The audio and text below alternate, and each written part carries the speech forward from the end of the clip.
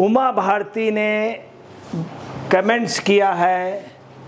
वो शिवपुरी मध्य प्रदेश से, भोपाल से शिवपुरी जा रही थी, बीच में पत्रकारों ने उनसे पूछा तो उन्होंने बताया कि देखिए, लोग योगी और मोदी को दोष न दें, सीटें कुछ कम आई हैं, उसके लिए कतई अफसोस की बात नहीं है, उमा भारती जी ने कहा।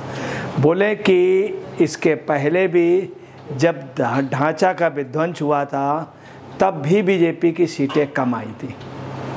तो ये कोई बात नहीं, अयोध्या का मतलब है जिसको कोई नहीं जीत पाया, युद्ध अयोध्या का मतलब।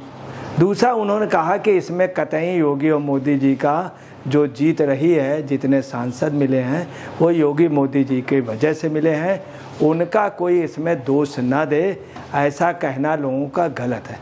आपको बता दें, उमा भारती उन फायर ब्रांड लीडरों में हैं जिन्होंने भाजपा को जन्म दिया और भाजपा को इस मुकाम पे पहुंचाया।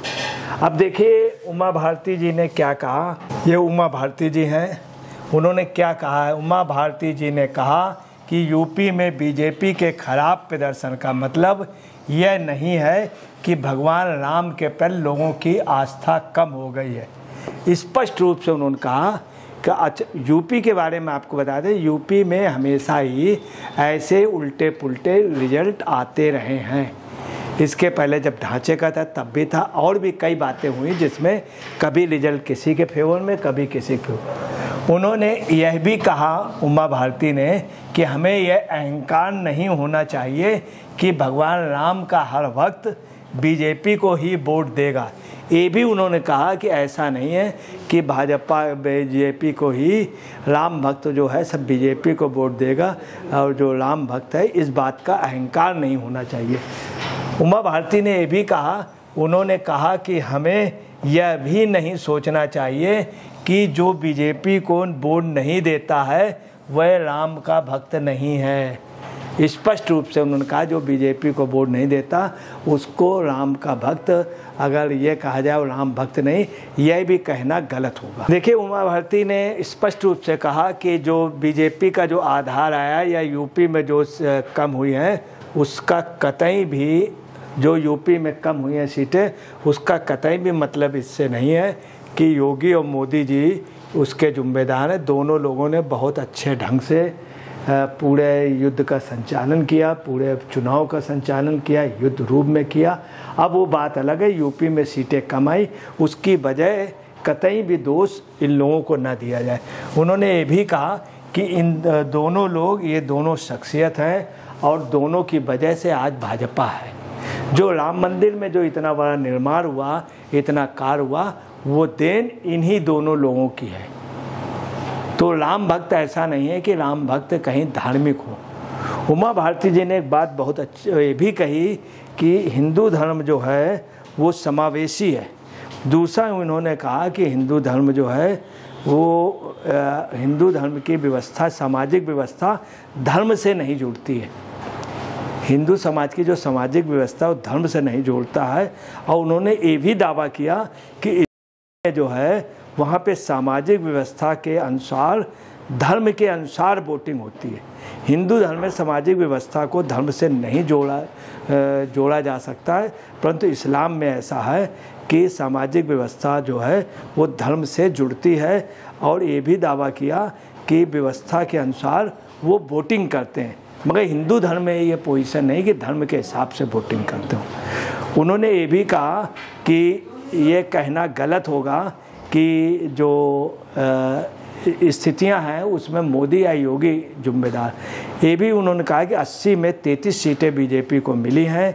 बाबरी विध्वंस के समय भी बीजेपी डाउन हुई थी, और ऐसा भी नहीं है, तमाम ऐसे मामले हुए जब बीजेपी डाउन भी हुई, बढ़ी भी हुई। तो राम भक्त है, राम भक्त धर्म के हिसाब से नहीं, वो सामाजिक व्यवस्था के हिसाब से वोट देते हैं। ये हार, इसको धार्मिक आधार न लिया जाए। राम भक्त ऐसा भी नहीं है कि इनको ही वोट दे दे, दूसरे को दिया है। जो दूसरे लोग भी हैं वो भी राम भक्त हैं, उनमें भी राम भक्त है। इस चीज़ का अहंकार नहीं पालना चाहिए।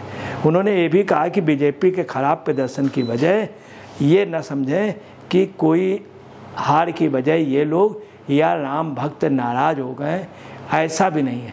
जैसे लोग अयोध्या को दोष देने लगे कि अयोध्या के लोगों ने वोट नहीं दिया। आपको बता दें, अयोध्या विधानसभा में बीजेपी जीती है, वहाँ के लोगों ने वोट दिया। इधर जानबूझ के एक अफवाह उड़ाई गई कि अयोध्या के लोगों ने वोट नहीं दिया। ये गलत था, सिर्फ इसलिए ताकि अयोध्या में आप कुछ ले ना जाए, वहाँ से कुछ खरीदे ना, वहाँ कोई दान में पैसा न दे। ये एक साजिश हुई थी जिसका भी पूरे देश में ज़बरदस्त विरोध हुआ, जबकि अयोध्या वाले ऐसे नहीं हैं। ये भी उनका एक प्रकार से इनडायरेक्ट वे पे इसका भी इशारा है। अब आपको बतला दें कि उमा भारती का भाजपा में बहुत योगदान है। भाजपा को इस मुकाम पे लाने वाले दो लोग इतिहास में कभी नहीं भुलाए जाएंगे। वो दो लोग कौन हैं? एक हैं गोविंदाचार्य जी, दूसरी उमा भारती जी। इन लोगों का बहुत योगदान। गोविंदाचार्य जी ने स्वदेशी आंदोलन शुरू किया। गोविंदाचार्य जी ने भाजपा को बहुत अच्छे संगठन से मजबूत किया। गोविंदाचार्य जी ने विश्व हिंदू परिषद, राम मंदिर, इन सब का भाजपा का सामंजस्य कराया। और उमा भारती उसकी एक योद्धा थी, जो आप समझ लीजिए रथ में अडवाणी बैठे थे और मोदी बैठे थे, परंतु अगर उस रथ को चलाने वाली कोई ऊर्जा थी तो ये थे। बिल्कुल वो पोजीशन थी जब राम के समय दशरथ लड़ रहे थे तो कैकेयी ने युद्ध के समय रथ खराब हुआ, रथ को ठीक कर दिया। वही पोजीशन उमा भारती की थी। अगर ये राम यात्रा का रथ निकला है, इसके पीछे किसी की ऊर्जा थी तो ये थे। उस रथ पे दो पहिए अगर थे तो कौन कौन थे? गोविंदाचार्य और उमा भारती। इतिहास राम मंदिर का हमेशा इनके लिए लिखा जाएगा। यूपी एमपी की रहने वाली आज जो कर्नाटक में भाजपा है, वो सिर्फ आप समझ लीजिए उमा भारती अगर आंदोलन ना करती, वहाँ पे झंडा ना फहराती वहाँ के पार्क में, तो आज कर्नाटक में बीजेपी स्ट्रांग ना होती।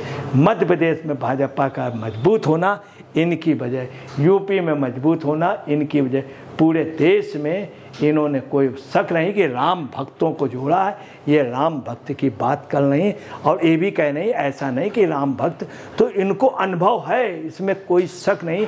ये जो कह रही कि सामाजिक रूप से, तो इनका अपनी जगह कहना सही है कि हिंदू धर्म जो है वो, ये इनका मानना है, चूँकि ये लगातार उससे पार्टी से जुड़ी रही, इन्होंने राम भक्तों को देगा। इनका कहना साफ है, सामाजिक व्यवस्था को धर्म से नहीं जोड़ता हिंदू धर्म। दूसरे है गोविंदाचार्य जी। आज केरल में जो भाजपा मजबूत हुई है, कर्नाटक में मजबूत हुई, तमिलनाडु में, उसमें इस शख्सियत का योगदान है, इस शख्सियत का योगदान है।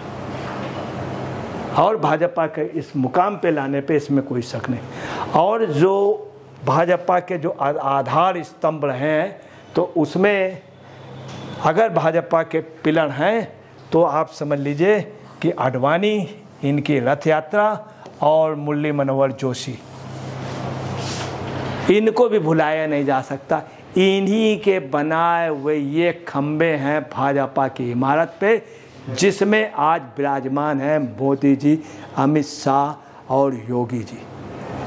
यही एक वजह है कि आडवाणी जी को आज भी मोदी मानते हैं, जीतने के बाद, चुनाव से पहले भारत रत्न देना, सम्मान देना, देते हैं। तो उमा भारती जो कहना है उसमें काफ़ी हद तक दम है। और उमा भारती और गोविंदाचार्य हमेशा याद किए जाएंगे। अब देखिए उमा भारती जी कितनी दूरदर्शी, उन्होंने स्पष्ट रूप से बता दिया कि लोग अगर ये समझ रहे हैं सरकार नहीं चलेगी, ये सरकार चलेगी, स्थिर रूप से चलेगी। उन्होंने साफ इशारा किया कि चंद्रबाबू नायडू और मोदी एक थे, एक रहेंगे लास्ट तक। अब आप आइए, इन्होंने ये भी कहा इसके पहले भी गठबंधन की सरकार भाजपा चली, अच्छी चली है, और ये लोग साथ रहेंगे। आज दिन तक चंद्रबाबू नायडू का कोई इस तरह का रिकॉर्ड नहीं रहा भाजपा से मतभेद का, उनकी ओर से कभी नहीं हुए। अब आपको बता रहे हैं क्यों, चूंकि सेंट्रल में बीजेपी है और स्टेट में ये है, तो इनको सेंट्रल से भी ऐड चाहिए, सेंट्रल स्टेट की डबल इंजन की सरकार ज़्यादा मजबूत होती। दूसरी, नायडू जी कभी भी कांग्रेस की गोद में नहीं बैठ सकते, कांग्रेस की झोली में नहीं बैठ सकते। हमेशा नायडू जी का कांग्रेस से उल्टा रिश्ता रहा है 36 का। दूसरा, उन्होंने एक बात और कही है, देखिए किस तरह से गले मिलते हुए। दूसरा देखिए, ये हैं नीतीश कुमार और मोदी जी, कितना सम्मान है, ये लोग हमेशा साथ रहे, कभी कांग्रेस के खेमे पे नीतीश कुमार नहीं रहे, कभी नहीं हुए। अब आप देखिए कितने एक दूसरे का सम्मान दे रहे हैं। नीतीश कुमार उनके चरणों की ओर झुकते हुए, मोदी जी, अब मोदी जी हाथ रोक रहे हैं, नहीं नहीं ये सब नहीं, क्योंकि मोदी जी पैर छुआना पसंद नहीं करते। उसके बाद भी नीतीश कुमार ने ये बात बहुत स्पष्ट रूप से, याद रखिएगा उमा भारती कौन शख्सियत है, इसको समझ लीजिए। उमा भारती ने कह दिया था सोनिया जी प्रधानमंत्री नहीं बनेंगी, शपथ लेने गई, उन्होंने कहा अकेली लेडी रोक लेगी, नहीं तो मैं सर मुड़ा लूँगी। और आपको बता रहे हैं पूरी दुनिया का इतिहास नहीं समझ पाया, सोनिया जी नहीं समझ पाई, और सोनिया जी वहाँ राष्ट्रपति भवन में गई, शपथ लेने के लिए गई, सारे लोगों का समर्थन। क्या हुआ है वहाँ पे 6-7 मिनट में, कभी सोनिया जी ने नहीं बताया। कलाम साहब चाहते थे अगर सोनिया जी बोले तो मैं जवाब दूँ तुरंत, सोनिया जी प्रधानमंत्री नहीं बन पाई। ये बात उमा भारती ने कही। अगर उमा भारती ने बात कही है, इतिहास में नोट की जाएगी, उमा भारती हर चीज़ को स्पष्ट रूप से कह देती थी। उन्होंने कहा था यूपी में सरकार बनेगी, बनी। उन्होंने कहा था कल्याण सिंह चीफ मिनिस्टर होंगे, बने। उन्होंने कहा, और आपको बताएं जाने कितने लोगों को जीवन दान दिया है उमा भारती ने। मामा को भी जीवन दान दिया। आज मामा कुछ भी हो, मामा शिवराज सिंह चौहान का नाम है लाडली बहना के रूप, पूरे देश में नाम, उनकी नकल तमाम राज्यों के लोग कर रहे हैं। अब देखिए उन्होंने जो कहा है, आप यहाँ से अंदाज लगा लीजिए कि देखिए कितने लोग हैं, जयंत जी जैसे, चरण सिंह जी की फैमिली को कर लेना, जो का पश्चिम उत्तर प्रदेश में आधार था, आधार रहेगा। राजनाथ सिंह जी, अमित शाह जी, देवेगौड़ा जी के सुपुत्र कुमार स्वामी जी, लल्लन सिंह, बिहार की राजनीति के बहुत स्तंभ, लालू आज जो खाट पे हैं वो इनके बल पे। चारा घोटाले में अगर लालू जेल है, ये बोल्ड आदमी,